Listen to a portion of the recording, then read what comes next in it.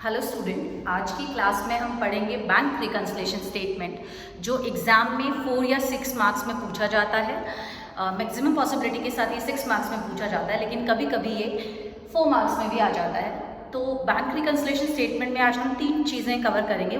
First is meaning of bank reconciliation statement, second need for preparing bank reconciliation statement, and third reasons क्या हैं bank reconciliation statement prepare होने के। अब first question पे हम बात करते हैं, what is bank reconciliation statement. यहाँ पे मैं रिकन्सिलिएशन डेफिनेटली एक स्टेटमेंट है और बैंक से रिलेटेड स्टेटमेंट है। रिकन्सिलिएशन का मीनिंग मैं बताना चाहूँगी कि रिकन्सिलिएशन का मतलब होता है मैच करना। तो ये मैच किसको करेगा? ये मैच 2 बुक्स को करेगा, कैश बुक और पासबुक। कैश बुक के बारे में आप पढ़ चुके हैं। कैश बुक में हम कैश ट्रांजेक्शन्स और बैंक फर्म की बैंक कैश ट्रांजेक्शन्स और बैंक ट्रांजेक्शन्स को रिकॉर्ड करते हैं, और उन्हीं बैंक ट्रांजेक्शन को बैंक जो है वो पासबुक में रिकॉर्ड करता है। मतलब बैंक ट्रांजेक्शन 2 जगह रिकॉर्ड हो रही है, फर्स्ट कैश बुक में के बैंक कॉलम में, सेकेंड पासबुक में। तो जब एक ही तरह की ट्रांजेक्शन को 2 जगह रिकॉर्ड किया जा रहा है तो हो सकता है उनमें बैलेंसेस मैच ना हो। देयर आर सम पॉसिबिलिटीज कि बैलेंसेस उनके मैच ना हो, और वो बैलेंसेस मैच ना होने के बहुत सारे रीजंस हो सकते हैं, जो हमारा थर्ड टॉपिक है जो हम पढ़ेंगे। तो उन रीजंस को फाइंड आउट करने के लिए हम बैंक रिकन्सिलिएशन स्टेटमेंट बनाते हैं। ऑलमोस्ट एवरी ऑर्गेनाइजेशन जो बैंक अकाउंट होल्डर है वो बैंक रिकन्सिलिएशन स्टेटमेंट बनाती है। तो यानी कि ये बहुत प्रैक्टिकल कॉन्सेप्ट है, प्रैक्टिकली ये अप्लाई होता है। कैसे बनता है कि हर फर्म क्या करती है, अपने कैश बुक की बैंक कॉलम को लेते हैं। जब भी यहाँ पे मैं कैश बुक की बात कर रही हूँ तो मैं सिर्फ बैंक कॉलम की बात कर रही हूँ। Is it clear? ओके। तो जब एक फर्म बैंक रिकन्सिलिएशन स्टेटमेंट बनाती है तो क्या करती है, वो अपने कैश बुक के बैंक ट्रांजेक्शन्स को देखती है, और बैंक स्टेटमेंट जो पासबुक में होता है 1 महीने की, जनरली ये मंथ एंड पे बनता है, देखती है और दोनों को मैच करती है। जो मैच नहीं होता, that's why it is called reconciliation. जो मैच नहीं होता उनके रीजंस फाइंड आउट करती है, ताकि टाइमली हमें जो भी एरर्स हैं या जो भी प्रॉब्लम्स हैं वो हमें पता चल जाए, और हम उन एरर्स या उन प्रॉब्लम्स को रेक्टिफाई कर पाए टाइमली। ठीक है, वो आपको समझ आ जाएगा। अभी मैं रीजंस करूँगी कि क्यों ज़रूरी है ये चीज़ें। ठीक है, तो ये देखिए, अगर मैं एक शॉर्ट सेंटेंस में बैंक रिकन्सिलिएशन स्टेटमेंट का मीनिंग डिफाइन करना चाहूँ तो इट विल बी कि bank reconciliation statement is a statement which is prepared to reconcile cash book and passbook. Easiest शायद मीनिंग होगा कि कोई पूछे कि what is the meaning of bank reconciliation statement. तो बैंक रिकन्सिलिएशन स्टेटमेंट क्या होता है? It is the statement which is prepared to reconcile, to match cash book and passbook after a particular interval, एक particular time period के बाद, जो generally 1 month होता है, हर मंथ टाइम पर मना लेते हैं। अब है कि क्यों जरूरत पड़ती है, जो मैंने कहा कि इम्पॉर्टेंट है। क्यों इम्पॉर्टेंट है? क्योंकि अगर जो इस क्वेश्चन का आंसर भी मैं पहले दे चुकी हूँ, एरर्स और जो प्रॉब्लम्स हैं, जो मिस्टेक्स हैं, उनको फाइंड आउट करने के लिए, ताकि टाइमली उन एरर्स को डिटेक्ट किया जा सके और उनको रेक्टिफाई किया जा सके, उनको सुधारा जा सके। फॉर एग्जांपल, आपने चेक जमा कराया, चेक जमा नहीं हुआ, बैंक रिकन्सिलिएशन स्टेटमेंट बनाते हुए आपको पता चल जाएगा कि हाँ ये चेक जमा नहीं हुआ है, और आप क्या कर पाएंगे, आप उस चेक आप बैंक से पता कर पाएंगे कि क्यों चेक जमा नहीं हुआ, और उसको टाइमली आप रेक्टिफाई कर पाएंगे, उस एरर को टाइमली आप रिजॉल्व कर पाएंगे। ठीक है, तो अब बात करते हैं हम कि क्यों, what are the reasons, difference cash book और पासबुक में डिफरेंस होने के क्या रीजंस हैं। तो हमने ब्रॉडली इन रीजंस को 2 कैटेगरी में डिफाइन किया है। वन इज टाइमिंग डिफरेंस, मतलब टाइम की वजह से मतलब एक टाइम पे कोई एक बुक में ट्रांजेक्शन हो गई है, लेकिन दूसरे बुक में जो ट्रांजेक्शन है वो अलग टाइम पे हुई है। फॉर एग्जाम्पल, हम 31 अगस्त को बैंक रिकन्सिलिएशन स्टेटमेंट बना रहे हैं, और हमने एक चेक इशू किया था 28 अगस्त को, जो कि क्लियर हुआ, पेमेंट जिसकी हुई वो सितंबर में जाती हुई। तो यानी कि 31 अगस्त को हमारा कैश बुक और पासबुक मैच नहीं होगा। ठीक है, तो दिस इज द, ये कोई एरर नहीं है, ये सिर्फ डिफरेंस है किसका, टाइम का। ट्रांजेक्शन तो हुई लेकिन अलग टाइम पे हुई, उस टाइम पे नहीं हुई जिस टाइम पे हम बैंक रिकन्सिलिएशन स्टेटमेंट बना रहे हैं। ठीक है, तो these are some differences which are based on, which are caused by time, and there are some differences which are exactly error, वो errors है ना, जिनको आपको रेक्टिफाई करना जरूरी है। अब बात करते हैं हम पहले टाइमिंग डिफरेंसेस की। इसमें हमने 7 पॉइंट्स को लिस्ट किया है, मैंने 7 पॉइंट्स को लिस्ट किया है कि दीज आर द 7 पॉइंट्स जो कि कैश बुक और पासबुक में डिफरेंस होने के रीजंस बनते हैं on the basis of time. पहले ही हम बात करते हैं checks issued by the bank but not yet presented for payment.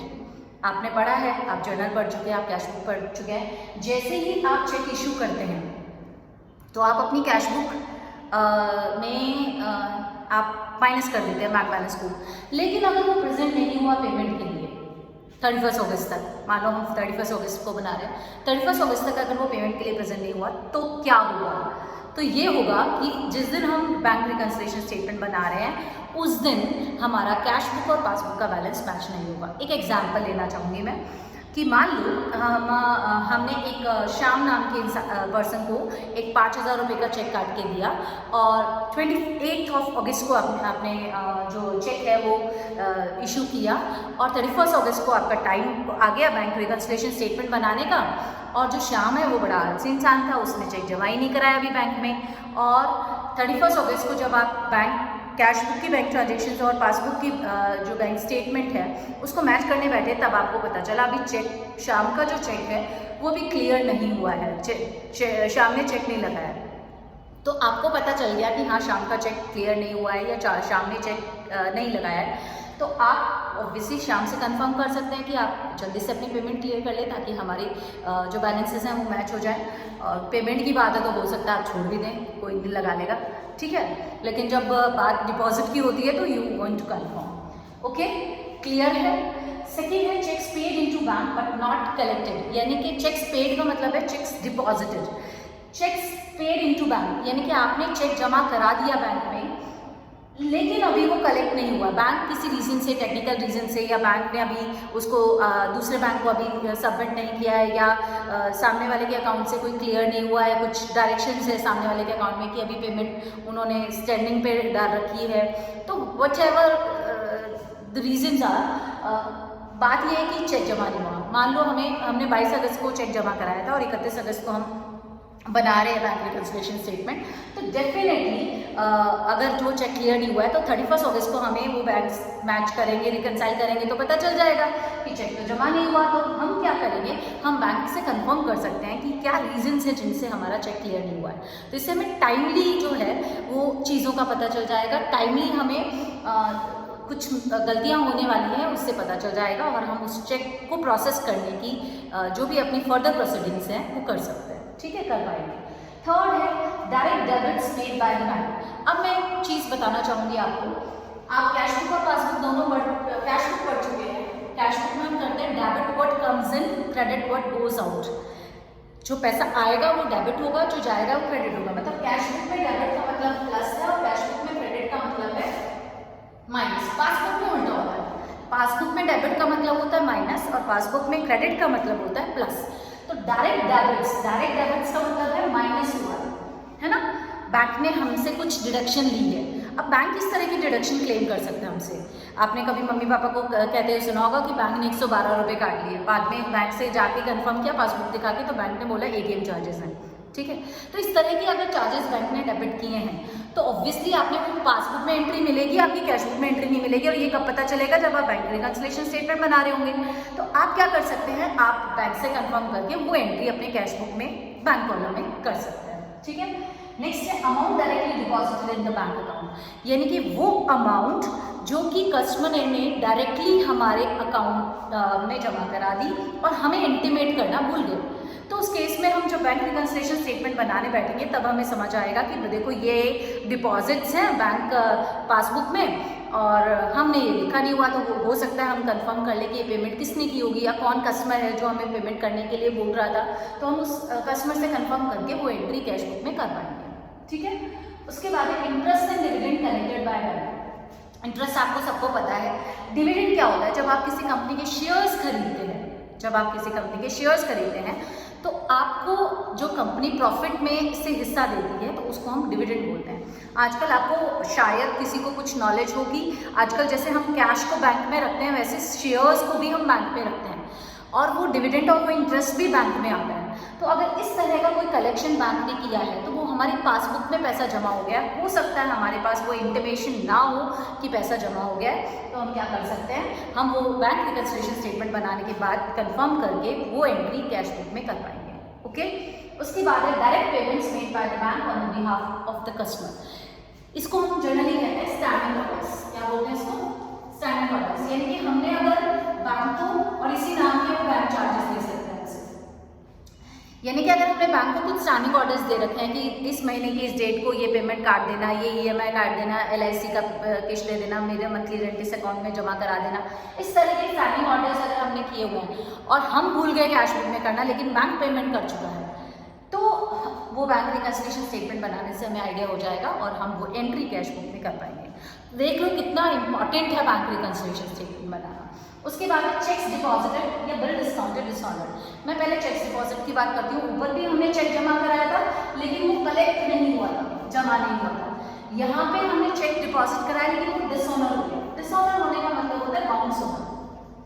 Bounce होना मतलब उस चेक की पेमेंट नहीं आई है हमारे अकाउंट में और आएगी भी नहीं, मना कर दिया गया है। उसमें क्या था, आ जाएगी लेकिन बाद में आएगी, 2 दिन बाद आएगी, 4 दिन बाद आएगी। इसमें क्या है, नहीं आएगी। तो इसमें हमें कैश बुक में रिवर्स एंट्री करनी पड़ेगी। आप ऑलरेडी सीख चुके हैं। तो यानी कि हमें बैंक रिकंसिलिएशन स्टेटमेंट बनाने पे पता चला कि हाँ भाई ये वाली पेमेंट नहीं आने वाली, ये चेक डिसऑनर हो गया। बैंक से कंफर्म किया हमने कि ये चेक जमा क्यों नहीं हुआ, बैंक ने कहा डिसऑनर हो गया, बाउंस हो गया, तो आप चेक बुक अपनी कैश बुक में रिवर्स एंट्री कर देंगे। ठीक है, जैसे राजेश ने दिया था हमें कोई चेक, तो बैंक टू राजेश किया था, अब हम राजेश टू बैंक कर देंगे। उसके बाद हम बात करते हैं बिल डिस्काउंटेड की। बिल डिस्काउंटेड क्या होता है? आपने एक बिल रिसीवेबल वर्ड पढ़ा होगा सब्सिडरी बुक्स वाले चैप्टर में, अगर आप रिकॉल कर पाए तो बिल रिसीवेबल क्या होता है? डेटर्स जो है अगर हमें रिटर्न में ये लिख के दे दें कि हम आपके पैसे को, मान लो 20,000 रुपये हमने किसी से लेने हैं और हम 2 महीने बाद दे देंगे, ठीक है, तो ये हमारे पास जब ये स्टेटमेंट आ जाएगी डेटर की लिखी हुई स्टेटमेंट, रिटन स्टेटमेंट जो आ जाएगी, उसको हम बिल रिसीवेबल बोलते हैं। अब ये जो बिल रिसीवेबल है, हमारे पास रिटन प्रूफ है कि ये डेटर हमें अब पैसा दे देगा। अगर हमें पैसे की इमरजेंट नीड है, अगर हमें इमीडिएट नीड है पैसे की, तो बैंक हमें एक सर्विस देता है बिल डिस्काउंट कराने का। यानी कि हम क्या करेंगे, वो जो बिल है वो बैंक के पास जमा कर देंगे। मान लो 20,000 का है, बैंक कुछ पैसे काट के, से इट इज़ 500 रुपीज़, बैंक 500 रुपये अपना कमीशन काट रहा है, 19,500 हमें दे रहा है। ओके, तो ये जो 19,500 रुपीज़ हैं ये हम ले लेंगे और बैंक क्या करेगा, 2 महीने बाद उस डेटर से कलेक्शन ले लेगा। अगर वो डेटर मना कर दे तो बैंक उसको कहता है बिल डिस्काउंटेड डिसऑनर। अगर वो डेटर मना कर दे कि हमने तो बिल डिस्काउंट करा लिया था, लेकिन बैंक जब पैसा लेने गया उस डेटर से तो डेटर ने मना कर दिया, और रीज़न कुछ भी हो सकता है, तो जो बैंक है वो हमारे अकाउंट से पैसा डिडक्ट कर देगा। अगर वो हमें बैंक रिकंसिलिएशन स्टेटमेंट बनाने के बाद पता चला, तो हम अपनी कैश बुक में उस एंट्री को कर सकते हैं कि बैंक बैलेंस को कम कर सकते हैं, लेकिन किसके नाम से? उस डेटर के नाम से जिसने हमें पैसा देने से, बैंक को पैसा देने से मना किया। Is it clear? अब है कुछ एरर्स मतलब वो डिफरेंसेस, वो मैचिंग नहीं होना बैलेंसेस की, जो कि सच में एरर्स हैं, है ना, ह्यूमन एरर्स हैं। तो ये ह्यूमन एरर्स जो है वो फॉर्म भी कर सकती है और बैंक भी कर सकता है। फॉर्म किस तरह की एरर करेगा कि कैश बुक की टोटलिंग मिस्टेक हो गई, एक को 2 बार लिख दिया, या किसी को लिखना ही भूल गए, बैंक में पैसा तो जमा करा दिया लेकिन हमने एंट्री करनी भूल गए, चेक जमा भेज दिया लेकिन एंट्री करना भूल गए, या फिर एंट्री कर दी चेक देना भूल गए। ये ह्यूमन एरर्स है, ठीक है। या फिर बैंक भी इस तरह की गलतियां कर सकता है, रॉन्ग डेबिट या रॉन्ग क्रेडिट, मतलब रॉन्गली पैसा हमारे अकाउंट से कट जाए और या फिर रॉन्गली हमारे अकाउंट में पैसा आ जाए। तो ये बैंक से कंफर्म करके हमें पता चल जाता है और उन एरर्स को पासबुक या कैश बुक में हम रेक्टिफाई कर पाएंगे, ठीक है। तो this is all about theory class of bank reconciliation statement. Next class में जो हम पढ़ेंगे वो बैंक रिकंसिलिएशन स्टेटमेंट का प्रैक्टिकल क्वेश्चन पढ़ेंगे। Thank you very much students.